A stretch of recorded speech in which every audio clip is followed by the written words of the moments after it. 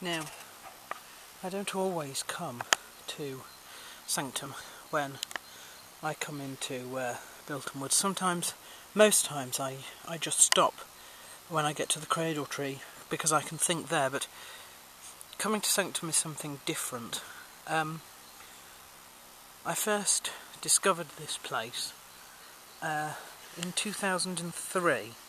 I already knew where the cradle tree was, but I didn't know about this place. I didn't know across the river, across that bridge.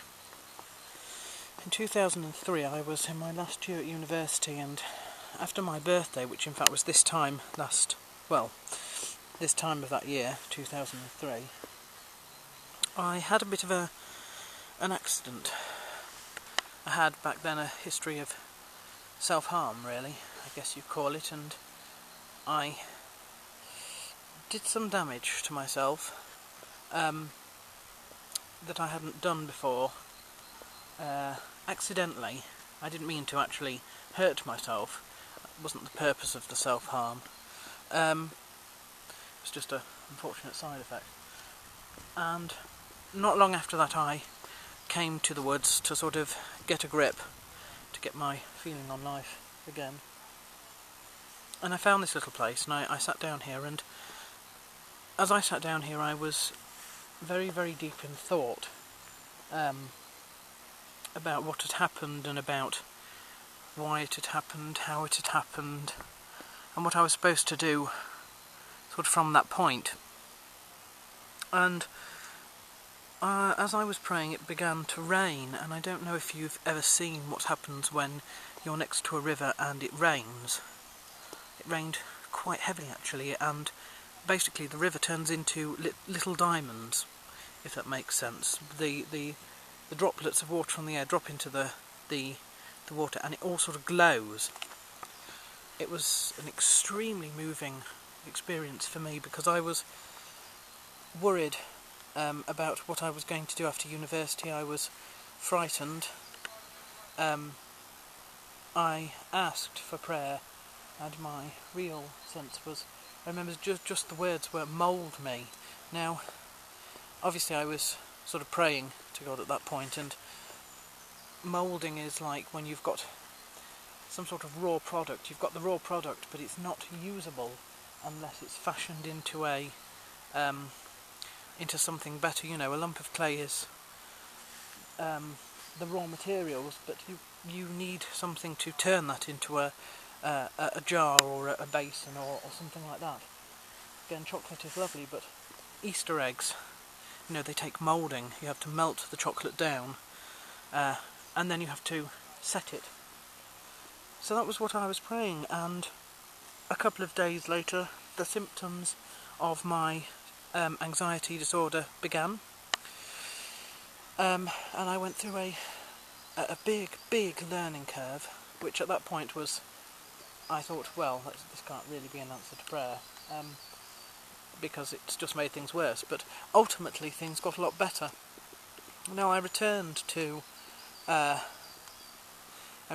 this place in the fall of that year, when I was accepted by St Paul's Cathedral to start working there. And that time it was I brought Martin with me. Martin was a friend from university, and I brought him with me, and we prayed together here, and it was a very moving experience. Again, it was sort of, I don't know if I was asking for permission to go to St Paul's, or if I was asking for thanking God for, you know, being accepted there, or what. Again, my time at St Paul's was both very good and very bad. It was an intense time, and there were steep learning curves involved in that.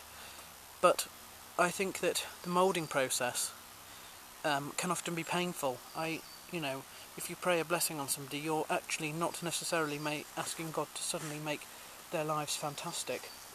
Blessings take time to work out, and so you might be wondering why I'm coming back here now. Well, I've had an unbelievable year.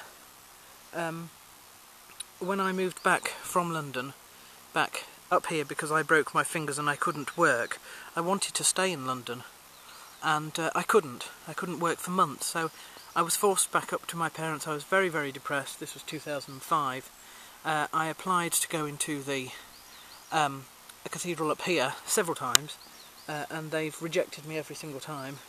I've since applied for several cathedrals and they've all rejected me, and it was difficult. It was an extremely difficult time. I found myself on Matt Hughes' forum, and the people there changed me.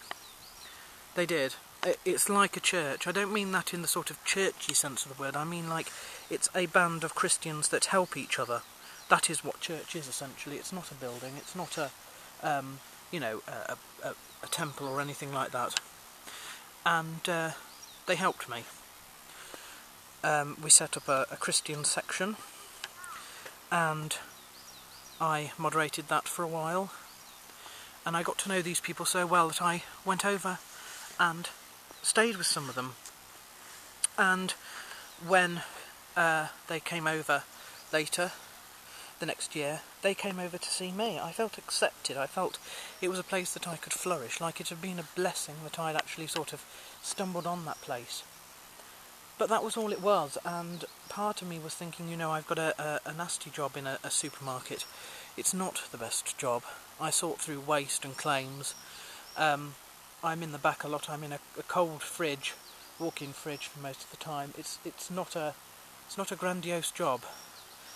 And am I sort of wasting my life, sort of thing? But this year things have changed. I've started to be recognised by other people. My mother bought me the ability to post videos this time last year, and I've done a weekly blog ever since, and people have, it's only endeared me to the population more. People are willing now to meet up with me in America. They're willing to come from other states to visit me. They're willing to travel, and that's an amazing thing for me, because I didn't think that people sort of liked me that much. I have a problem with intrinsic value.